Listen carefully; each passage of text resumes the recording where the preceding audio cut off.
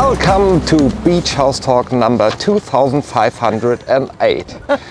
We very proudly present Ulla, Brian Schmidt. Maybe you introduce him. Brian P. Schmidt is a Nobel laureate for astrophysics. So, in 2011, he won this wonderful prize together with two other guys. Let's talk about this later. And we are really proud that he's here to explain his universe, his view on the cosmic thing. And what's your first impression of Sylt? You're the first time here, isn't it? It is the first time, and yeah, no, the weather is outstanding. Yes! The beaches are beautiful, and I have to admit it doesn't really feel like the North Sea, so it's surprising in a good way. Try the water, it is the Yeah. North I'm Sea. sure it's cool. It just looks like Caribbean. It looks cool, yes. So you like it. This is very Yes. important for us. You know, our little cosmic here, the Beach House, invited you to explain what's going on in the universe. What is going on, and what did you find out? All right, so we have known for almost 100 years now that the universe is expanding. And the reason we know that is everywhere we look, everything is moving away from us. Yeah. And the further away it is, the faster it's moving away. Why and faster? Well, it's because the universe, when it was created in the Big Bang, Yes. for whatever reason, and we actually don't know why this occurred, But we it do was know. a Big Bang. Well, there was what we call the Big Bang, Okay. but we don't know what the Big Bang was. Yeah. But whatever the Big Bang was, created a universe that was going out in all directions. So space getting bigger and bigger in all It's like directions. an explosion, in a way. It's sort of like an explosion, and sort of like a, we often use, think of an infinite raisin bread rising in the oven. Yeah, That's okay. really probably a better way of describing it. Every raisin moves away from every raisin, and in an infinite raisin bread rising in your oven, Rosinen. the further apart the raisins are, the faster they move as that thing gets bigger. So that's what the Okay. universe is like. Okay. You're When? stunned, yes. Yeah. When? When When did this happen? Yes. So it happened 13.8 billion years ago. Just Oh, bam, 13.8 happened. billion Yeah, so that's a years long ago. time ago. But it happened. And so we know everything that came afterwards, but we don't really know what happened at the time, and we certainly don't know what happened before. Oh, but this means that our planet, the Earth, is smaller than a raisin in the universe. Yeah, we are tiny. We are Yes. a Yeah. grain of sand. So if you go through and you look at the Earth, well, the Earth is one of maybe 100 billion stars. The sun. 100 billion. 100 billion stars in the Milky Way. Yeah. And then there's even more of those galaxies, like the Milky Way, in the entire universe. So there are more planets in the universe than there are grains of sand on the planet Earth. Really? By quite a bit, like an order several thousand times more. What does it mean for us? Well- what is the meaning of your... I cannot tell you the meaning of life, but I can tell you that it is amazing to me that humans have been able to, from our little puny place, Earth, figure all this stuff out. Yeah. And as we figure all this stuff out, we invent stuff that, we use today. The film cameras right there are using technology developed in astronomy Yeah. to try to understand the universe. And so there's kind of a nice cycle where we use technology to learn stuff, in which we use that learnings to develop new technology. So Okay. a virtuous cycle, so to speak. You are a winemaker as well, and so, Ulla, I want to Oh, yes, start please. with a glass of Pinot Noir by Lights from Rheingau. I think you also grow Pinot Noir. I yeah? make Pinot Noir in Canberra, Australia, yes. And Canberra, Australia. How Yes. many bottles? A few thousand per year. A few thousand. So I'm small. Just for you? No, I sell it. Usually Really? sells out very quickly, yes. All Did right. the Nobel Prize change your life? Change Yeah. your self-consciousness? I don't think it changed me. Yeah? It changed my life. Yeah. So I don't think I have changed. I've become probably a bit. I've had the courage to absolutely do what I think is right all the time. In a way, I used to be kind of. I would normally do it, but I'd be scared. Now I'm not scared. I just do it. So in that sense, it's given me confidence to do things that are more risky than I would have done before. And But as a person, I'm largely the same guy. But as a scientist, you're on your way to the Nobel Prize or the big star thing in your life. Did you had any doubts or backsteps? So you had to start again, trying again to find out what's really happening? Oh, yeah. Well, when you make a scientific discovery, it's very rarely a eureka moment. Yeah. In our case, it's a bunch of people, it's 20 people on our team, and we're all working together, and we get this crazy result. And our first answer is, we've got to have made a mistake. Yeah. This cannot be right, because the thing that we discovered, and I didn't say this earlier, is the universe, as after the Big Bang, is getting bigger and bigger, and what we thought is all the stuff in the universe would slow it down. Yeah. And so our goal was to measure how much stuff there was in the universe by how much it was slowing the universe down. But our measurements said that the universe wasn't slowing down. It was actually getting faster and faster over time, accelerating, gravity pushing rather than pulling. So that is crazy. That's like throwing a ball up in the air, and instead of it coming down to Earth, it goes off into orbit, right? Yes. So it kind of breaks your views of how things should be. And when we made that initial discovery, the team was really in disbelief. Like, we have to keep looking to find. But you had Adam Rees and Mr. Perlmutter. Well, Perlmutter was on another team, so he was the competition. But he had the same results. Well, they did, except for we didn't know what results they were getting. Concurrent. Right. Yeah. So it was competitive, right? Yeah. And we thought they were getting a different result, and we could not make our result go away. And so we made the decision, we're going to have to tell the world about what we get. A scientific race. It was, well, in this case, we were really concerned about having to go out with a crazy answer. But in the end, we did realize in the process of publishing that they were getting the same answer. Yeah. They realized we were getting the same answer. And so, yes, it had been a 3-year race. Yeah. And we sort of crossed the finish line together. So that was good. I have one question. Cheers. Cheers. Cheers, yeah, that's important. That's important. Tell me how you like it. It's typical German. Very typical. Pinot Noir? Pinot Noir Rosé. Very nice, light, crisp. Yes. Oh, I just brushed my teeth. Yeah, it's good for a sunny day.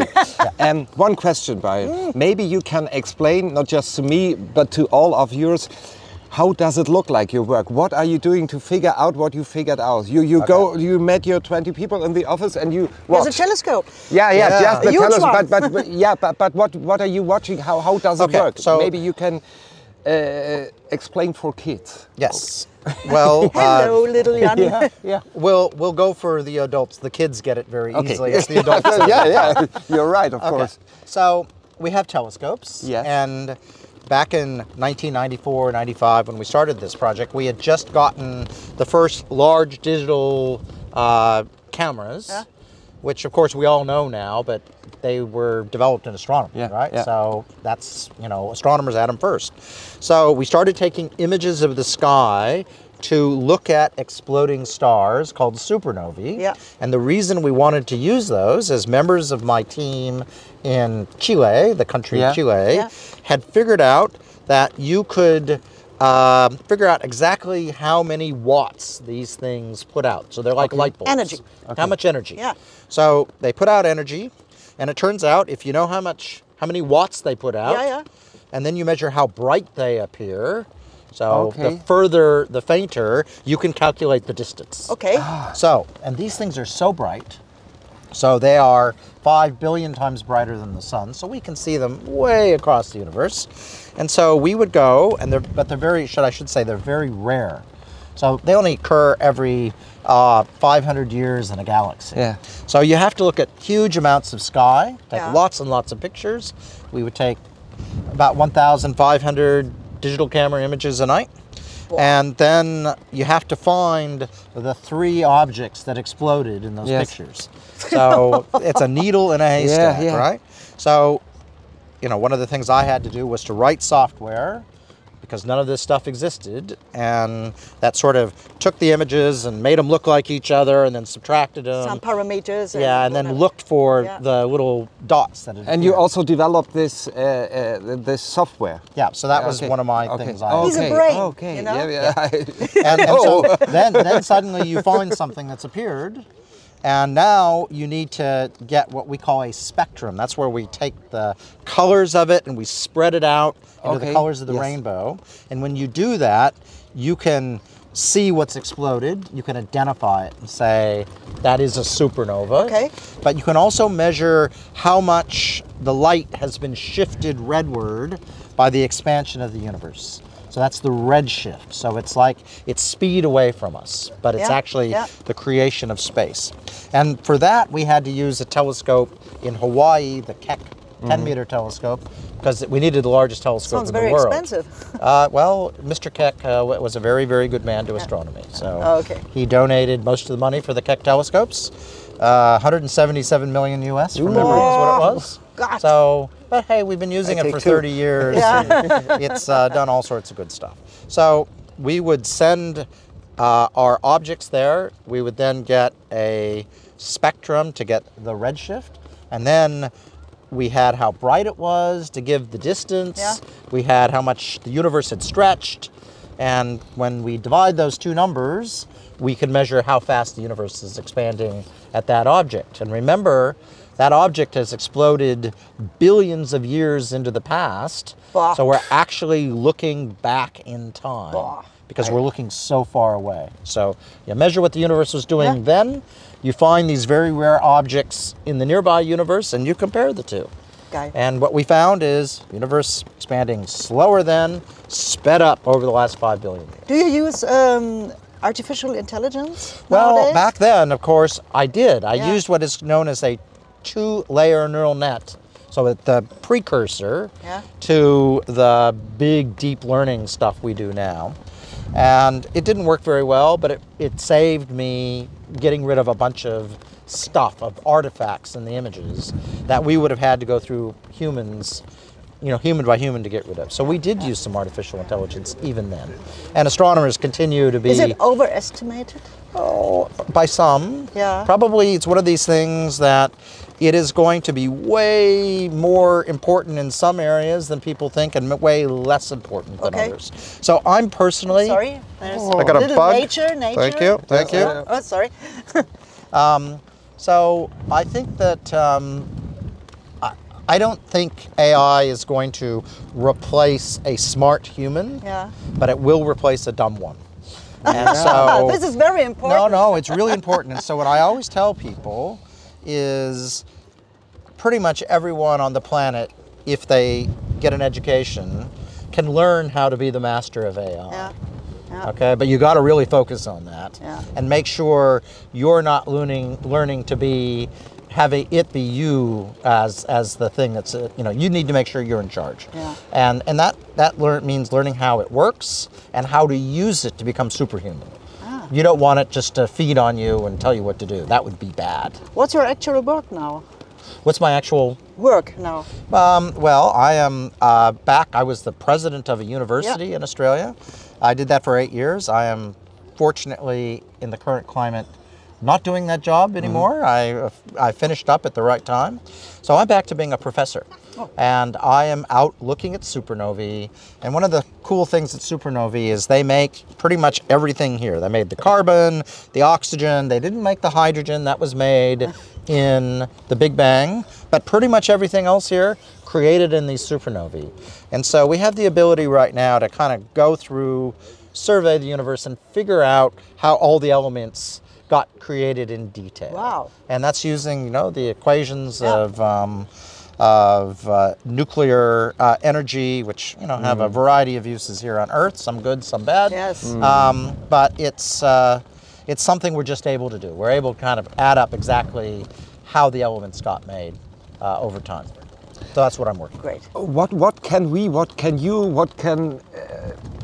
people do with this knowledge? With what you figured out? Well, do we have to change? Do we have to be Is it dangerous, or what does it tell us, what you figured out? It tells you how to appreciate where we are in the universe. Yes. Yes. Okay. And then little side things.